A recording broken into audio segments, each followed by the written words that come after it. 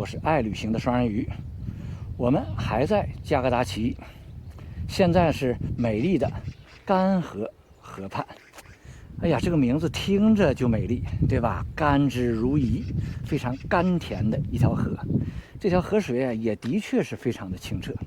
再欣赏一下河边的美景，我们就要离开加格达奇了。下一站继续向漠河进发，今晚会停留在塔河。你好，大灰狼。Hello。导航塔河。我们终于一路向北走上了加莫公路。这条路在自驾旅行的爱好者中知名度非常高。刚刚离开加格达奇的时候，两边还能看到农田和草场。随着逐步深入大仙岭，眼前的画面那全是连绵的群山和一眼望不到深处的原始森林。这是我们第一次走加莫公路，亲身的感受是并没有什么特别惊艳的风景，可是一路就是非常的养眼，感觉在这里开车无论开多久你都不会觉得疲劳。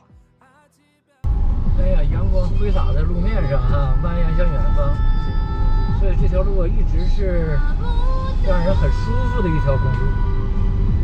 哎呀，这会儿过瘾呐，看着路面挺好，但实际是在海浪中穿行啊。忽悠来浪喽，哈哈！这段加莫公路或者这段叫111国道，大家看啊，有一段像波浪一样的路面。这一段虽然一直是限速90，但是到这儿呢一定要注意安全。这带呢就是冻土地带了。如果车速很快的话，大家容易起飞。这是在高寒地带的公路的一个特点。有些时候你看到路面特别好，但是呢你不注意瞭望的话，你就会发现突然这个路面像波浪一样。比如说现在大家看又到一块，所以呢一定得把好方向盘。哎，起飞了，起飞了！哎呀！所以在这种情况下一定控制车速，哎，注意安全。今天没有夕阳，远处的群山呢，这个雾蒙蒙的。自驾旅行啊就是这样，眼前的景色呀是多变的，你昨天和今天可能都不一样，早晨和晚上又是不一样。哎，有意思了，前方刚才连着看着了2道闪电。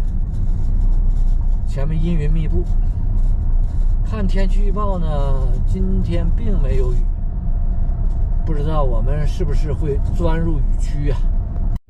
朋友们，我们现在所在的公路呢，雨势并不是特别大，但是呢，我们明显的看出来，在我们的左侧已经暴雨如注啊！你看前面已经有水洼了，就说明刚才这边也是雨量特别大的。哎，看到闪电了吧？哦呦，我们经历暴雨了，我们现在进入暴雨区，注意安全，注意安全！雷声滚滚呐，天雷滚滚，哈哈，不知道哪位大神在渡劫。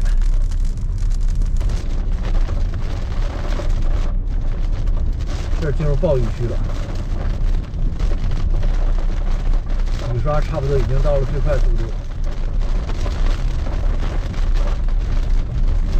雨势又急，雨点又大，雨丝又密。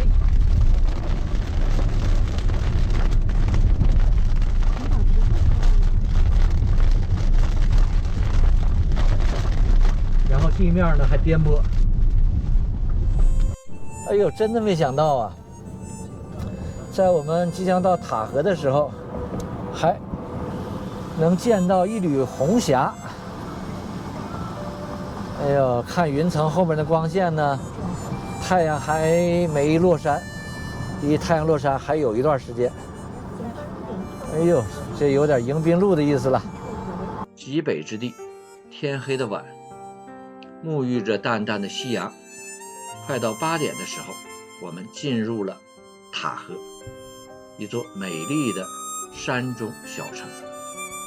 好了，我们今天这一路风雨兼程的嘉墨公路自驾分享就到这里，请喜欢的朋友别忘了点赞关注支持我们，谢谢大家，再见。